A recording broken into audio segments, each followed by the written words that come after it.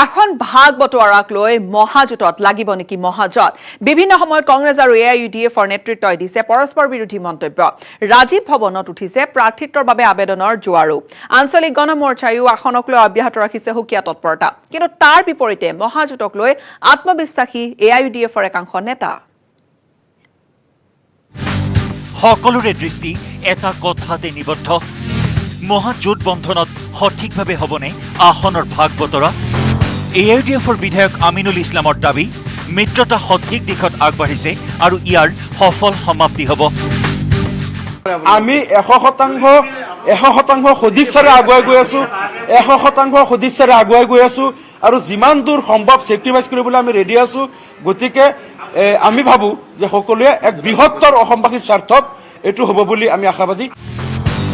এআইইউডিএফে মহাজোঁটৰ পৰা বিচাৰিছে 30খন আসন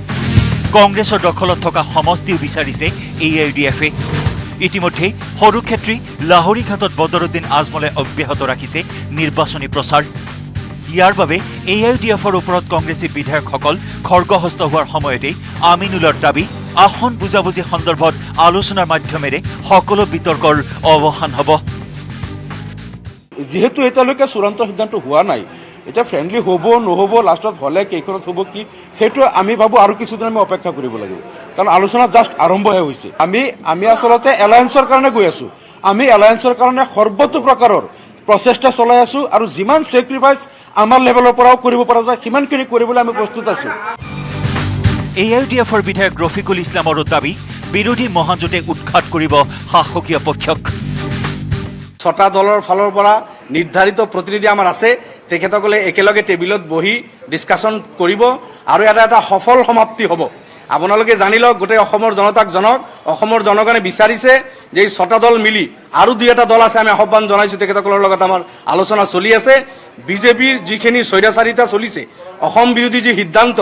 অসমীয়াৰ বিৰুদ্ধে যি সিদ্ধান্ত বিদেশীৰ বোজা যেনেকৈ জাপি দিলে এই কথা বাৰ্তাবিলাকৰ কাৰণে অসমৰ জনতাই বুজাবুজি বিচাৰিছে উল্লেখযোগ্য যে ইতিমধ্যেই 126টা সমষ্টিৰ পৰাই কংগ্ৰেছী নেতাসকলে ৰাজীৱ ভৱনৰ পৰা মনোনয়ন পত্ৰ সংগ্ৰহ কৰিছে মনোনয়ন পত্ৰ সংগ্ৰহৰ সংখ্যাই ইতিমধ্যেই 500 অতিক্ৰম কৰিছে এপিচিচিৰ সভাপতিয়েও ঘোষণা কৰিছে মহামিত্ৰজোঁটত আসন বুজাবুজিৰ আপোচ মীমাংসা নহ'লে গুৰুত্বপূৰ্ণ প্ৰতিদ্বন্দ্বিতাই হ'ব কেমেৰা পাৰ্চন সঞ্জয় বৰাৰ সহযোগত বিজু কুমাৰ ডেকাৰ report news 18 Assam north east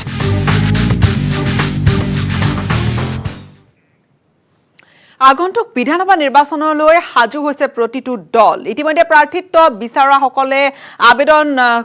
আবেদন গ্ৰহণ কৰিছে কংগ্ৰেছ দলে বিচাৰাসকলৰ আৰু এতিয়া মঙ্গলদৈ ৰাজীৱ ভৱনত দৰং জিলাৰ 4টা সমষ্টিৰ প্ৰাৰ্থিত্ব প্ৰত্যাশীৰ যথেষ্ট ভিৰ পৰিলক্ষিত হৈছে এই মুহূৰ্তলৈকে এতিয়ালৈকে মঙ্গলদৈ চিপাঝাৰ কলাইগাঁও আৰু দলগাঁও সমষ্টিৰ পৰা প্ৰায় 21 গৰাকীয়ে বিচাৰিছে প্ৰাৰ্থিত্ব মঙ্গলদৈ ৰাজীৱ ভৱনত উঠিব উথপ থপ এটা পৰিৱেশ মঙ্গলদৈ সমষ্টিৰ পৰা প্ৰাক্তন মন্ত্ৰী আছে বসন্ত দাস কংগ্ৰেছী পিংকুমণি দাস আছে কৃষ্ণ দাস দুলাল হীৰা পাৰ্থপ্ৰতিম দাস আৰু ভূপেন দাসে তেওঁলোকে টিকট বিচাৰিছে তেওঁলোক টিকটৰ দাবীদাৰ কলাইগাঁও সমষ্টিৰ পৰা ৱাহিদা আহমেদ মুকুল শইকীয়া অঞ্চুলা দৈমাৰী লগতে দুৰ্গা দাস বড়ো প্ৰাঞ্জিত চৌধুৰী কানুৰাম শইকীয়া মতলেব আলীয়ে তেওঁলোকে টিকট বিচাৰিছে চিপাঝাৰৰ পৰা টিকট বিচাৰিছে কুলদীপ শইকীয়া মাধৱ ৰাজবংশী কন্দৰ্প কলিতা জয়ন্ত চহৰীয়া সত্যৰাণী কলিতা ৰিজুমণি তালুকদাৰেও টিকট বিচাৰিছে তেওঁলোকো টিকটৰ দাবীদাৰ আনহাতে দলগাঁও সমষ্টিৰ পৰা বৰ্তমানৰ যিগৰাকী বিধায়ক ইলিয়াছ আলী আৰু ইফালে চাইদা বেগমে প্ৰাৰ্থিত্বৰ দৌৰত আছে তেওঁলোকে টিকটৰ দৌৰত আছে টিকট বিচাৰিছে ইফালে মহাজোঁট বন্ধনৰ মিত্ৰ দল এআইইউডিএফে দলগাঁও আৰু কলাইগাঁও সমষ্টি বিচৰাৰ সময়তে এই দুয়োটা সমষ্টিটো প্ৰাৰ্থিত্বৰ আবেদন গ্ৰহণ কৰিছে কংগ্ৰেছে প্ৰাৰ্থীসকলৰ আবেদন ইতিমধ্যে কংগ্ৰেছে লৈছে মঙ্গলদৈৰ পৰা এই সন্দৰ্ভত সামগ্ৰিকভাৱে আমি এক প্ৰতিবেদন আগবঢ়াম আমাৰ সাংবাদিক নৱজ্যোতি মহন্তৰ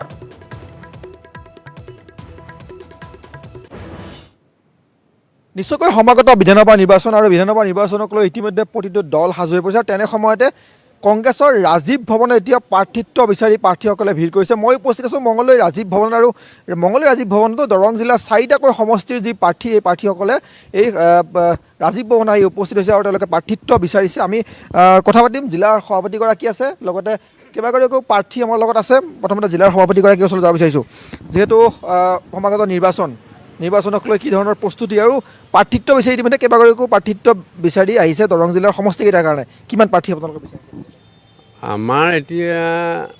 মোৰ কেণ্ডিডেট হৈছে 22 গৰাকী আৰু আহিব বুলি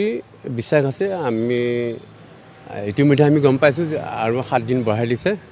আহিছে ধুনীয়া আমাৰ সংগঠন ফাৰ্ষ্ট ক্লাছ প্ৰাৰ্থিত্ব প্ৰত্যাশীসকলে খুব আনন্দ মনেৰে কংগ্ৰেছটো উত্থানৰ প্ৰতি লক্ষ্য ৰাখি তেওঁলোকে আগুৱাই আহিছে আৰু আহিব বুলি আমি বিশ্বাস ৰাখিছোঁ কি ক'ব আমাৰ তাৰমানে বৰ্তমান এতিয়া 22 গৰাকী এপ্লিকেশ্যন দিলে আৰু পৰৱৰ্তী আছে আৰু 7 দিনমান সময় বঢ়াই দিলেতো আমাৰ মঙলদৈ সমষ্টিত 5 গৰাকী গোটেই একচুৱেল হিচাপটো কলাগাঁৱত 8 চিপাঝাৰতো 8 দলগাঁৱত 2 গৰাকী হৈছে ইমানখিনিয়ে আৰু বৰ্তমান কংগ্ৰেছ মানে এনেকুৱা হৈছে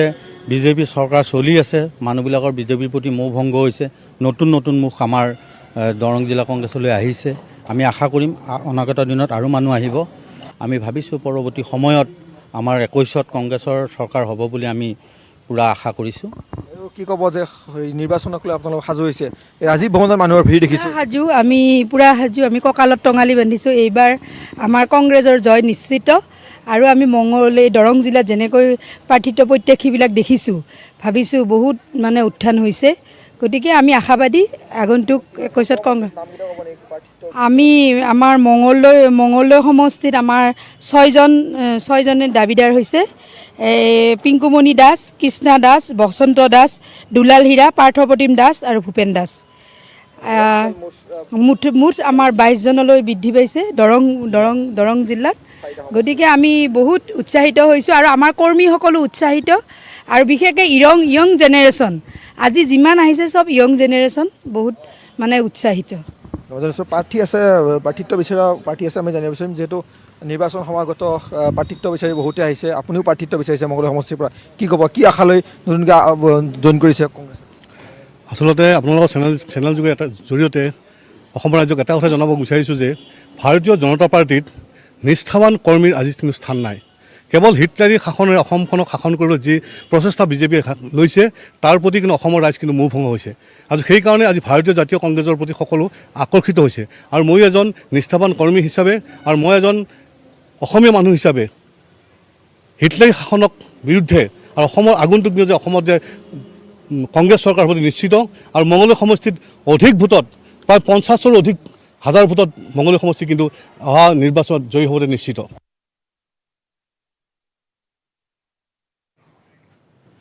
ৰাজনৈতিক ৰথী মহাৰথীৰ বাক্যবাণেৰে নিৰ্বাচনী ৰণক্ষেত্ৰ যুদ্ধংদিহী হৈ পৰাৰ সময়তে এতিয়া বহুজনে এৰিছে প্ৰত্যাহ্বানৰ খেল ৰিপুণ বৰাই প্ৰত্যাহ্বান জনাইছে মন্ত্ৰী হিমন্ত বিশ্ব শৰ্মাক আৰু তাকে দেখি ৰিপুণ বৰাক হুকুৰালিয়ে দিছে আন এক প্ৰত্যাহ্বান পিছে কি বাৰু এই প্ৰত্যাহ্বান চাওক এই প্ৰতিবেদন নিৰ্বাচনী ৰণাংগন যুদ্ধৰ হুংকাৰ তৰ্জন গৰ্জন প্ৰত্যাহ্বান প্ৰদেশ কংগ্ৰেছৰ সভাপতি ৰিপুণ বৰাই চেলেঞ্জ দিলে মন্ত্ৰী হিমন্ত চাইকেল মাৰিবলৈ দম আছে যদি গুৱাহাটীৰ পৰা ধেমাজিলৈ মাৰ গুৱাহাটীৰ পৰা আহে ঢেকীয়াজুলিলৈ হেলিকপ্টাৰ গুৱাহাটীৰ পৰা আহে গহপুৰলৈ হেলিকপ্টাৰ বা গুৱাহাটীৰ পৰা ক'ৰবালৈ যায় হেলিকপ্টাৰ গতিকে য'ত নামে তাত অকণমান তেওঁ চাইকেল চলাই দিয়ে গতিকে তেওঁ ইমানেই যদি ৰাইজৰ দুখত দুখী তেওঁ গুৱাহাটীৰ পৰা চাইকেল চলাই আহকচোন তেওঁ গুৱাহাটীৰ পৰা ধেমাজিলৈকে চাইকেল চলাই আহক তেতিয়া আমি বুজিম মন্ত্ৰী হিমন্তই পোনপটীয়াকৈ একো কোৱা নাই কিন্তু হিমন্তই কিবা কোৱাৰ আগতেই ঘপকৈ চুকুৰালিয়ে দিলে চেলেঞ্জ গহপুৰত নিৰ্বাচন খেলি চুকুৰালিয়ে হেনো হৰুৱাব ৰিপুণ বৰাক যত ৰিপুণ বৰা খেলিব ততে মই খেলিম যদি আমাক পাৰ্টিৰ পৰা টিকেট দিয়ে মই খেলিম টিকেট নিদিলেও আমি নিদিলে হ'লেও আমি তেখেতক প্ৰতিদ্বন্দ্বিতা কৰিম তেখেতক আমি প্ৰত্যাহ্বান জনাম এইটোৰ কাৰণে কৈছোঁ ৰিপুণ বৰাৰ কাৰণে আমাৰ যি কৰিব লাগে আমি কৰিম ৰিপুণ বৰা য'ত খেলিব মই তত খেলিবৰ কাৰণে প্ৰস্তুত হৈ আছোঁ অৱশ্যে গহপুৰত চাইকেল ৰেলী কৰি পূৰ্বে মন্ত্ৰী হিমন্ত বিশ্ব শৰ্মাই ৰিপুণ বৰাক দি থৈছে প্ৰত্যাহ্বান পাৰে যদি ৰিপুণে গহপুৰৰ পৰা জিকি দেখাওক বুলি বাকী প্ৰত্যাহ্বানৰ জয় পৰাজয় ওলাব নিৰ্বাচনী ভোট গণনাত গহপুৰৰ পৰা পলাশ ফুকন আৰু লখিমপুৰৰ পৰা সঞ্জীৱ লাহনৰ সহযোগত bureau report news 18 Assam north east সময় হৈছে এইখিনিতে আন এটা চমু বাণিজ্যিক বিৰতিৰ আটাইতকৈ সবল আৰু সতেজ চিমেণ্ট সূৰ্যা চিমেণ্ট অটুট ঘৰ অটুট অসম নিউজ হেডলাইন আগবঢ়াইছে পেট চফা আয়ুৰ্বেদিক চূৰণ পেট চফা প্ৰতিদিনে মজা।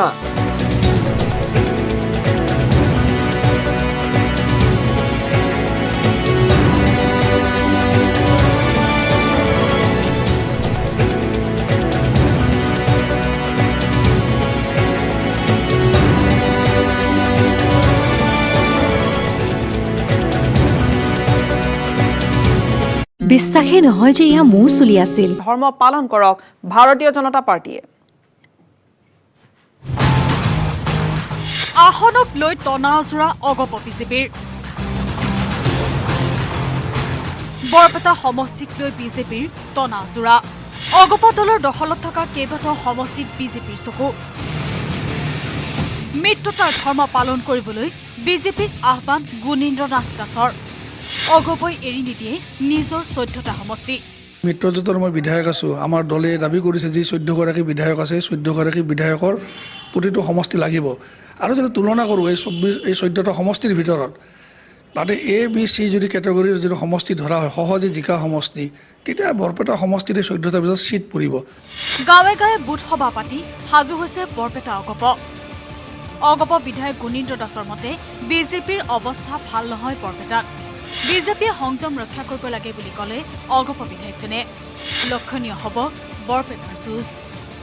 Bureau' report, news 18 Assam north east. যেন এতিয়া শূন্য হোৱাৰ দিশে জাগিৰোড কংগ্ৰেছ ত্যাগ কৰি প্ৰাক্তন মন্ত্ৰী বুবুল দাসৰ অসম জাতীয় পৰিষদত যোগদান। এজেপিত যোগদান কৰিয়ে কংগ্ৰেছ সাংসদ প্ৰদ্যুৎ বৰদলৈৰ বিৰুদ্ধে বিস্ফোৰক অভিযোগ উত্থাপন কৰিলে বুবুল দাসে। বুবুল দাসৰ মতে জাগিৰোড কংগ্ৰেছত একনায়কত্ববাদ চলাই দলটোক ধ্বংস কৰিছে সাংসদ প্ৰদ্যুৎ বৰদলৈয়ে। বিজেপিৰ এজেণ্টক কংগ্ৰেছ দলৰ প্ৰাৰ্থী সজাই দলৰ সৈতে বিশ্বাসঘাতকতা কৰিছে সাংসদগৰাকীয়ে। আৰু জাগিৰোড সমষ্টিৰ বিধায়ক তথা মন্ত্ৰী পীযুষ হাজৰিকাক জয় কৰাবলৈ এই চক্ৰান্ত চলাইছে সাংসদগৰাকীয়ে বুলি তেওঁ গুৰুতৰ এক অভিযোগ উত্থাপন কৰিছে। আনহাতে দলীয় কৰ্মীক প্ৰদ্যুৎ বৰদলৈয়ে দুৰ্ব্যৱহাৰ কৰাৰো অভিযোগ আনিছে প্ৰাক্তন মন্ত্ৰীগৰাকীয়ে। উল্লেখযোগ্য যে কংগ্ৰেছ দলৰ প্ৰতি মোহভংগ হৈ অসম জাতীয় পৰিষদত যোগদান কৰিছে প্ৰাক্তন মন্ত্ৰী বুবুল দাসে। আৰু বৃহস্পতিবাৰে জাগিৰোড সমষ্টিৰ গাগলমাৰীত অনুষ্ঠিত হোৱা এক সভাত প্ৰায় সহস্ৰাধিক সমৰ্থকক লগত লৈ আঞ্চলিক দলটোত যোগদান কৰিলে প্ৰাক্তন মন্ত্ৰীগৰাকীয়ে।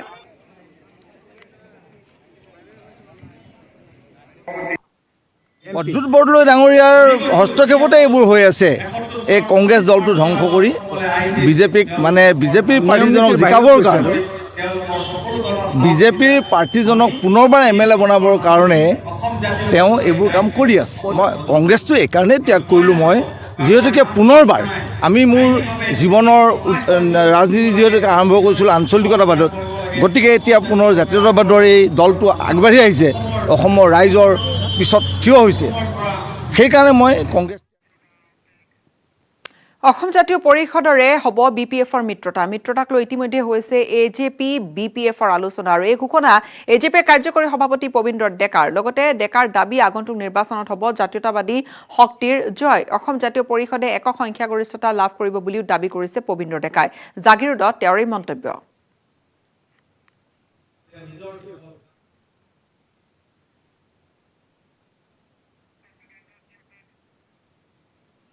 পৰৱৰ্তী খবৰ, মিচিং জনগোষ্ঠীয়সকলৰ কৃষিভিত্তিক উৎসৱ আলি আই লৃগাঙলৈ মাজত কেইটামান দিন। লৃগাঙৰ দিন চমু চাপি অহাৰ লগে লগে গাত তত নাই মিচিং জীয়ৰী বোৱাৰীসকলৰ মাজত। তাঁতশালত মিবু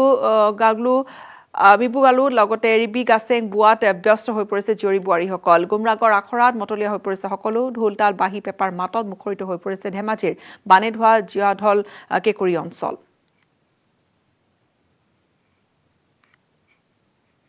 আপোনাৰ চুলি আটাইতকৈ